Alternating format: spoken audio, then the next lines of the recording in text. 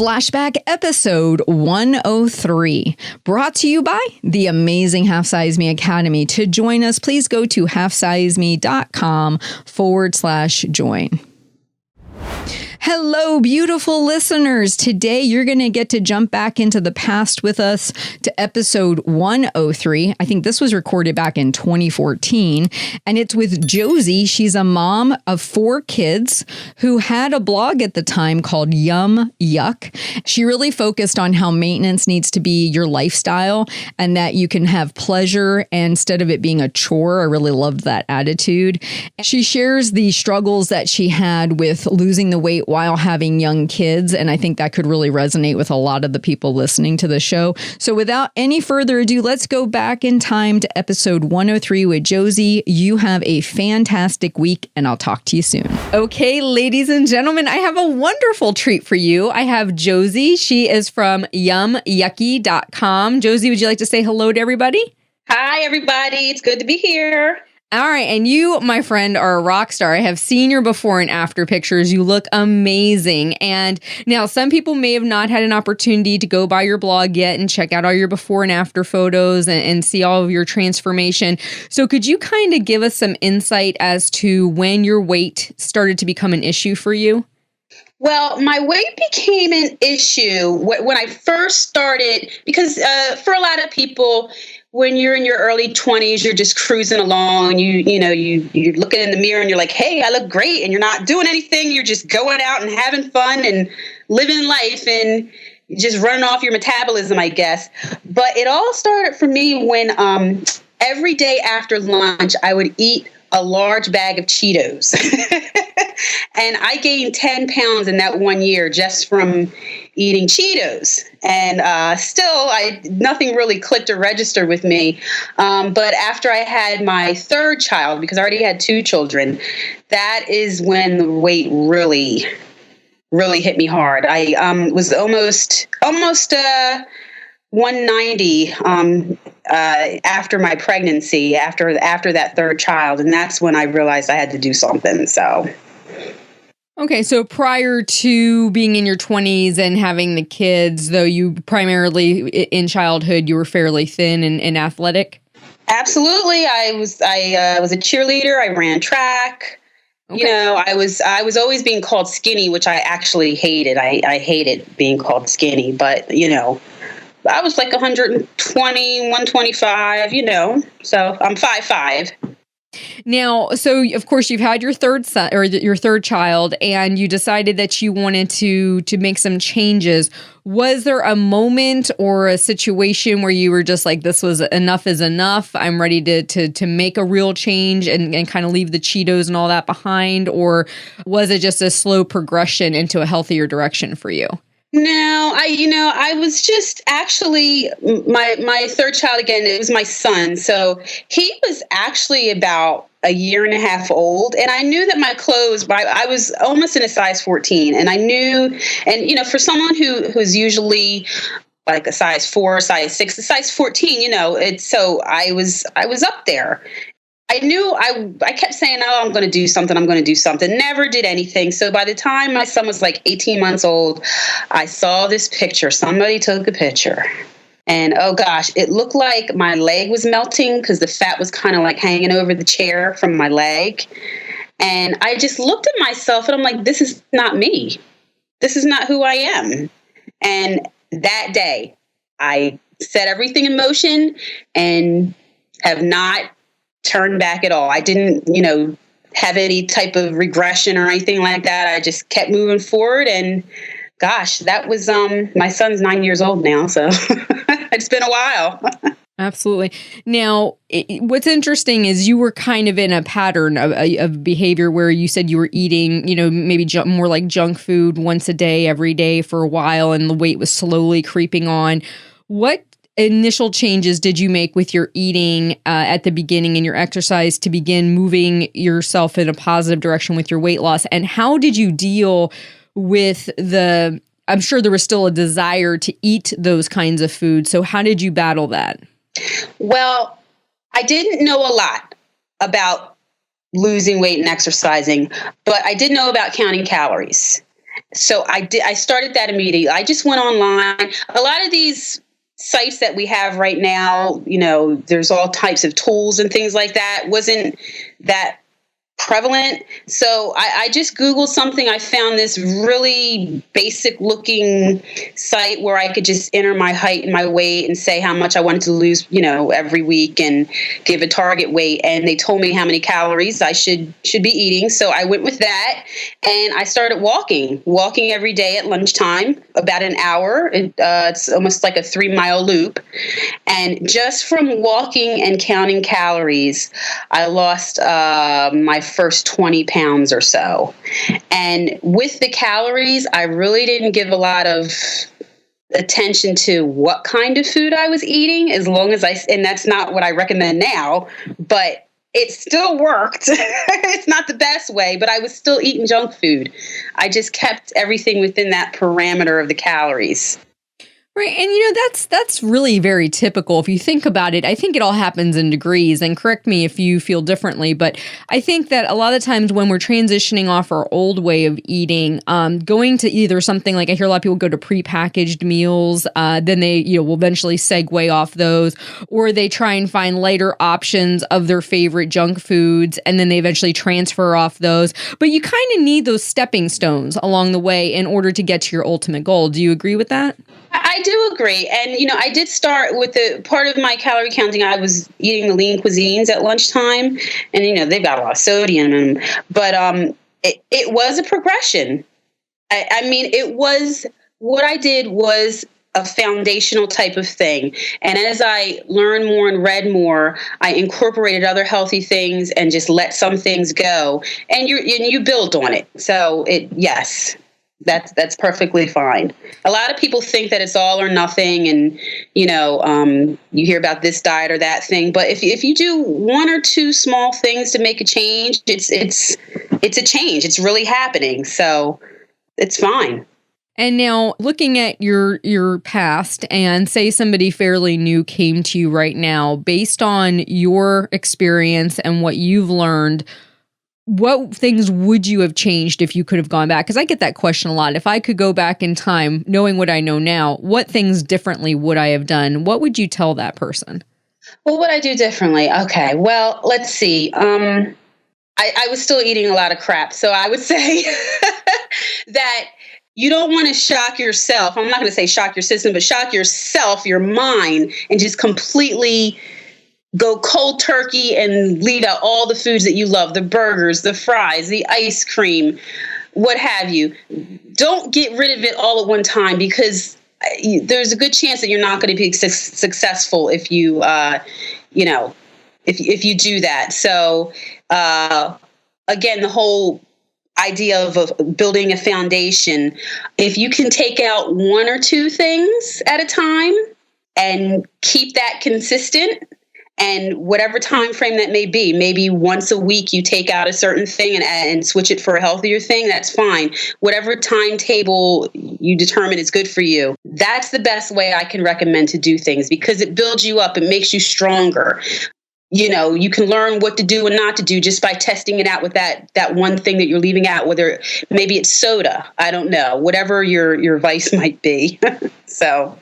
And what I wanted to also find out from you is, grand total, how much did you lose? Because obviously for you, the actual weight loss portion was quite a bit ago. So how much did you lose? About how long did it take you to get it off? And how long have you kept it off? Well, I've got my little calculator app on my phone here because let's see. I was about 186. Math. I love it. Don't you love it? Let's see. Oh, it was 39 pounds. It was 39 pounds that I lost from start to finish. So what was the second part of the question? I'm sorry. No, that's okay. How much did you lose? How long did it take you to get it off? And how long have you kept it off? Okay, well, that 39 pounds, it took about a year. And again, knowing what I know now, it probably wouldn't take that long, but that's okay.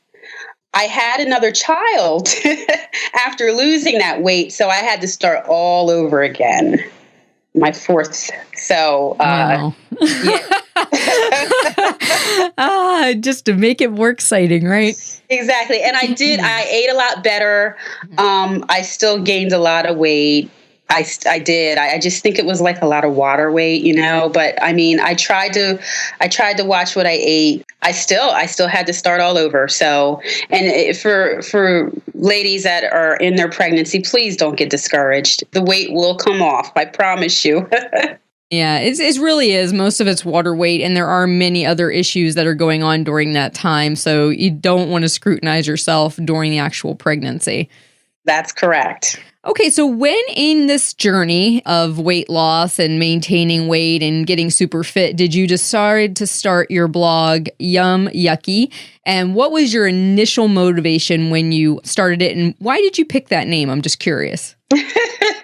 Well, okay, let's see. I started Yum Yucky 3 months after my last child was born. So January of 2009 is when I started Yum Yucky. And, I was already in the fitness game, of course. I was starting over with losing weight. And I found myself talking to friends and family, trying to give advice, just because I was just really enthusiastic about health and fitness, but no one was listening to me. They were like, yeah, okay, Josie, whatever. You don't know what you're talking about, basically. That's the vibe I was feeling from them when I was talking to them. So I said, you know what? I'm going to start a blog, and I'm just going to talk about the things that are important to me. And I'm going to share with whoever is willing to come and read and learn or just enjoy what I have to say.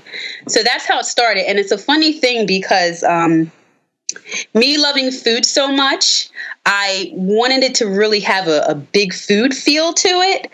And the thing that I really wanted for my blog, the name was tastebuds.com. But that name was taken, thank God, because when I think back, I'm like, tastebuds.com. No. I'm glad that domain name was taken. So, I was doing my daily walk and I was thinking, I'm like, gosh, okay, I don't know what to do. And Yum Yucky just popped into my head.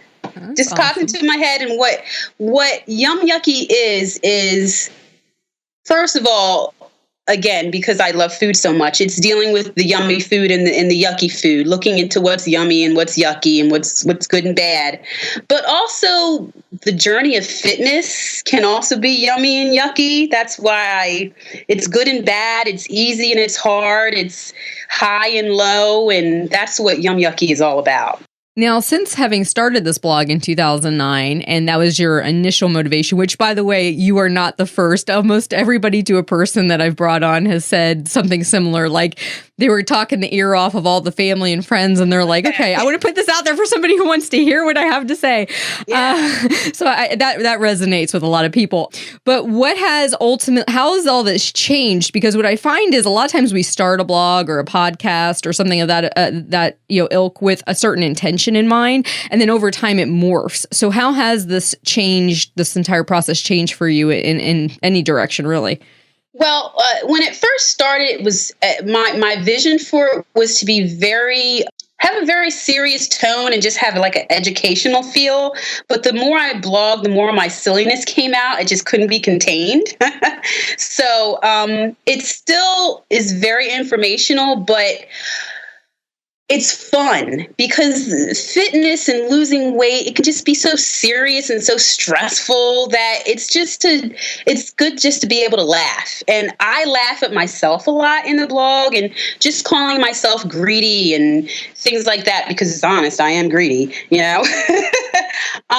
just letting that all come out. That's how it changed. And it just kind of took on a life of its own, and it's just gotten a lot of attention. I'm glad people enjoy reading, and they can just take a break from what they're doing and check in and just have a laugh and keep it moving, And I'll tell you what, I appreciate bloggers that convey worthwhile information, but do it with a touch of humor, because I'll tell you now, being out there in the weight loss fitness industry, there are some people that can get their panties in a wad about different topics. And my word, it gets heated out there. And I'm like, really? Like you can't have a little bit of fun. You can't joke around a little bit, or, it's like everybody's they get so passionate and so on a soapbox that it's one of those, you don't feel feel comfortable talking to them, And I think you letting that humor out, making yourself more human, makes you more approachable. And that's probably one of the things I'm sure your readers absolutely love about going to your blog.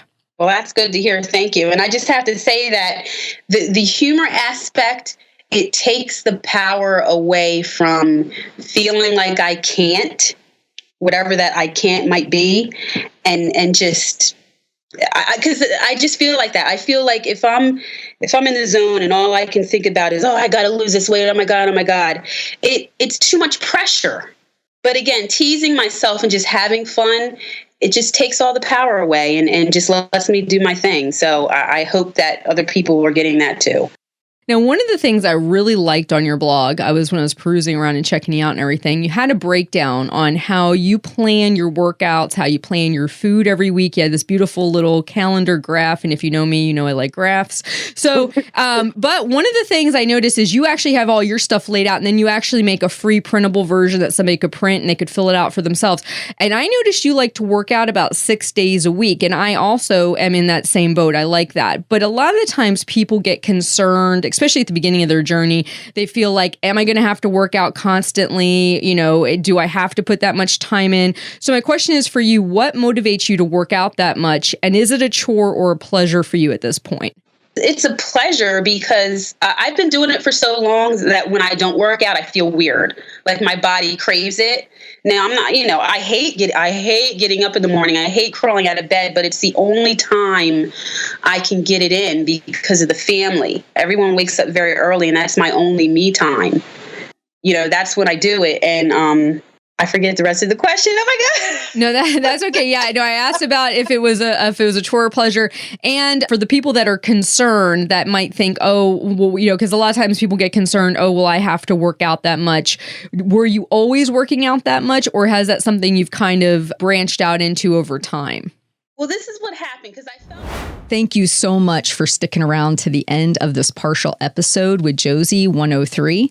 I would love for you to come finish this episode. To do so, all you have to do is become a Podcast Premium subscriber.